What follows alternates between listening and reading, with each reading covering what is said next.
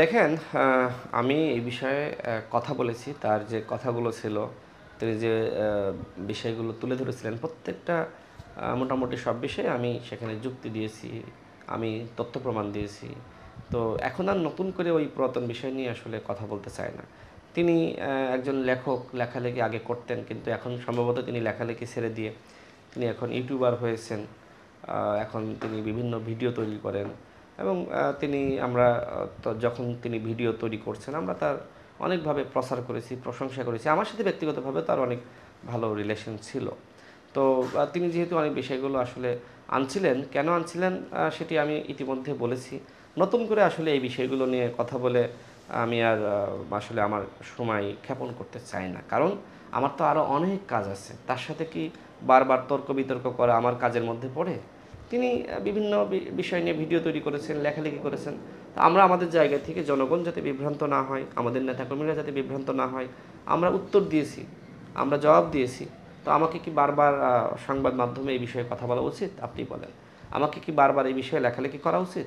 তাহলে আমি আমার অন্য সাংগঠনিক কাজ করব, আমি আমার অন্য যে বিভিন্ন রাজনৈতিক দলের সাথে সম্পর্ক, বিভিন্ন আমার তো কর্মসূচি থাকে, আর অনেক কাজ থাকে। আমি কি সেগুলো করব, না সারাক্ষণ পিনাকি দাদা কি বললো আর আমি সেগুলো রিপ্লাই দিব, জবাব দিব?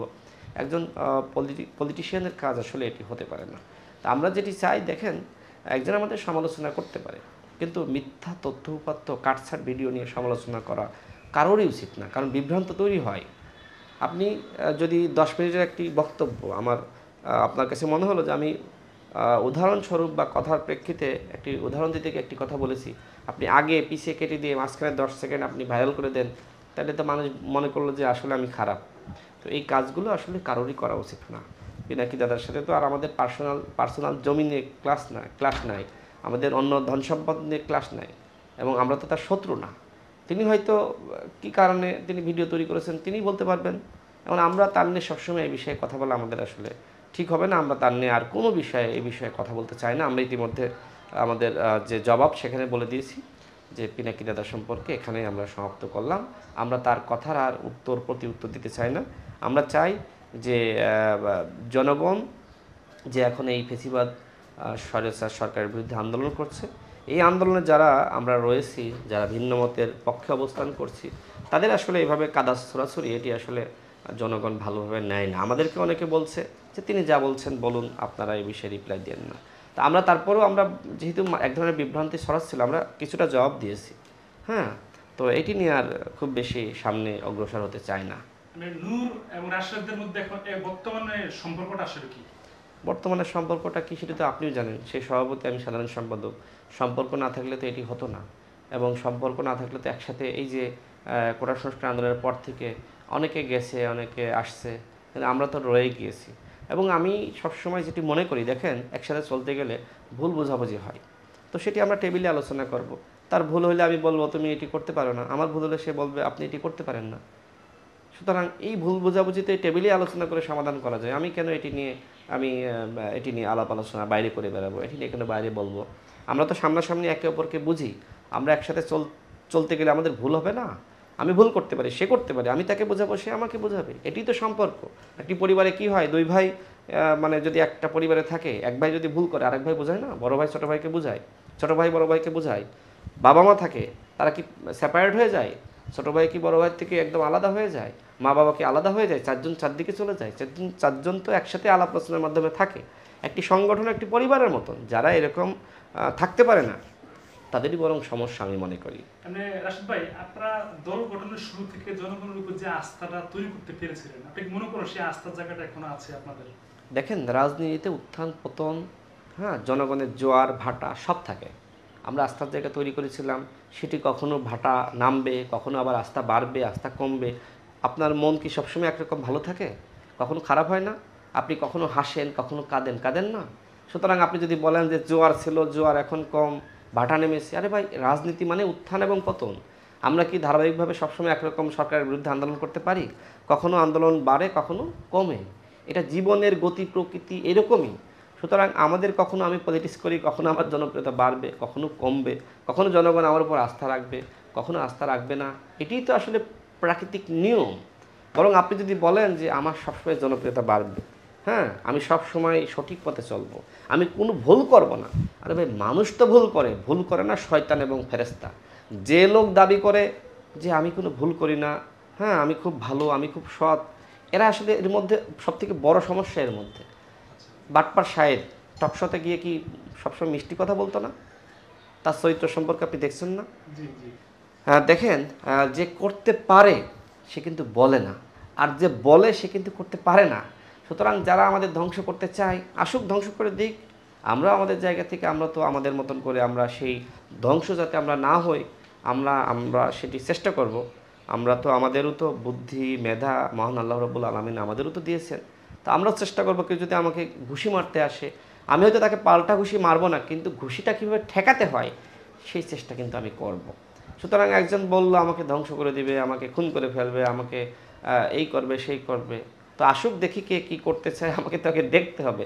তো আমি তখন যখন দেখব তিনি আসছেন সামনে, তখন আমি হয়তো ঘুষি পাল্টা মারবো না, তখন আমি এটা ঠেকাবো। ঠেকানোর জন্য যা করার সেটি আমাকে করতে হবে। অর্থাৎ রক্ষার অধিকার আমার রয়েছে। আমার দলকে কেউ ভাঙতে চায়, ষড়যন্ত্র করতে চায়, আমি কি সেটি নিয়ে আমি আমার দল, আমার নেতাকর্মীদেরকে আমরা রক্ষা করতে আমরা চেষ্টা করব না? আমরা তো করব। সুতরাং কেউ কাউকে ধ্বংস করতে পারে না, যে যাই বলুক না কেন। যদি আল্লাহর পক্ষ থেকে ধ্বংসটা না হয় তাহলে কোনো মানুষ কাউকে ধ্বংস করতে পারে না। আমাদের পরিকল্পনা দেশ এবং জাতির জন্য আমরা যে সংগ্রাম করে যাচ্ছি, এই সংগ্রাম আমরা চালিয়ে যাব।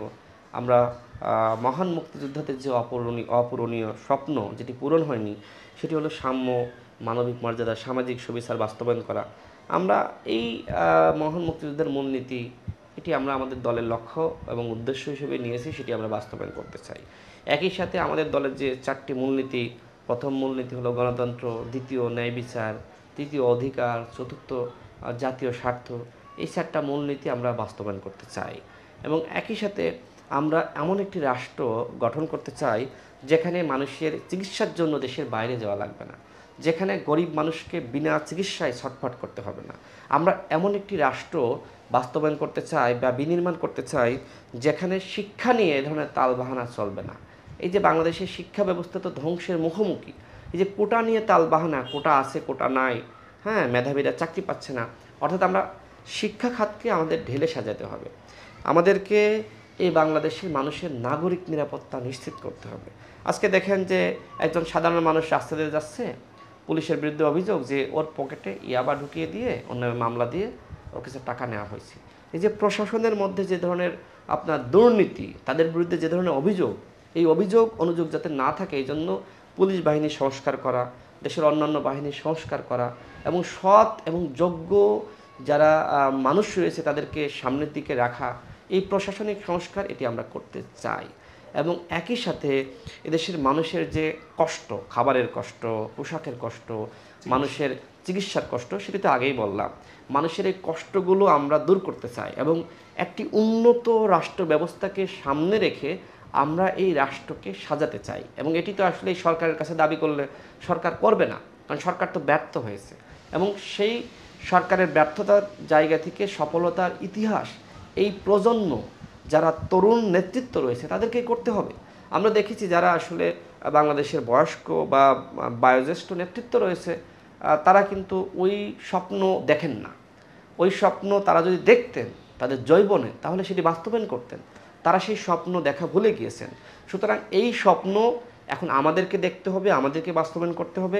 মানুষের চিকিৎসার যে অধিকার সেটি রক্ষা করতে হবে, মানুষের খাদ্যের যে অধিকার সেটি রক্ষা করতে হবে, মানুষের নিরাপত্তা পাওয়ার যে অধিকার সেটি রক্ষা করতে হবে, প্রতিষ্ঠা করতে হবে, মানুষের চাকরি পাওয়ার যে অধিকার সেটির বাস্তবায়ন করতে হবে। আমরা চাই উন্নত রাষ্ট্র ব্যবস্থাকে সামনে রেখে একটি রাষ্ট্র বিনির্মাণ করতে। আশা করি আমরা সেটি সক্ষম হব। মহান মুক্তিযোদ্ধারা যে স্বপ্ন দেখেছিলেন, সাম্য, মানবিক মর্যাদা এবং সুবিচারের ভিত্তিতে একটি রাষ্ট্র ব্যবস্থা কায়েম করা, আমরা দৃঢ় বিশ্বাস করি শুধুমাত্র গণ অধিকার পরিষদ না, যারা এই প্রজন্মে রাজনীতি করছে, যাদের মধ্যে সততা, দেশপ্রেম, যাদের মানুষের প্রতি দায়বদ্ধতা রয়েছে, রাষ্ট্রের প্রতি দায়বদ্ধতা রয়েছে, তারা এই কাজগুলো করতে সক্ষম হবে। এই দেশকে আর কেউ ভুল পথে পরিচালিত করুক সেটি দেশের জনগণ চায় না। জনগণ চায় সঠিক নেতৃত্বের মাধ্যমে এই দেশটা এগিয়ে যাক। আমি মনে করি এদেশের তরুণ সমাজ তারা অনেকটা সচেতন হয়েছে, তারা বিভিন্ন সামাজিক দাবিতে, সামাজিক ইস্যুতে সামাজিক আন্দোলন গড়ে তুলছে। যে এই মুহূর্তে কোটা সংস্কার আন্দোলন চলছে এবং এর আগে নিরাপদ সড়ক আন্দোলন হয়েছে, বিভিন্ন সময় গুম খুনের বিরুদ্ধে আন্দোলন চলছে, দুর্নীতির বিরুদ্ধে আন্দোলন চলছে, যারা বাংলাদেশকে পিছনে নিয়ে যেতে চায় ওই ষড়যন্ত্রকারী গোষ্ঠীর বিরুদ্ধে আন্দোলন চলছে। তরুণ সমাজ জাগ্রত হয়েছে, সচেতন হয়েছে। আমরা দৃঢ় বিশ্বাস করি এই রাষ্ট্রের পরিবর্তন হবে, পরিবর্তন অনিবার্য এবং সেটি তরুণদের নেতৃত্বে ইনশাল্লাহ হবে।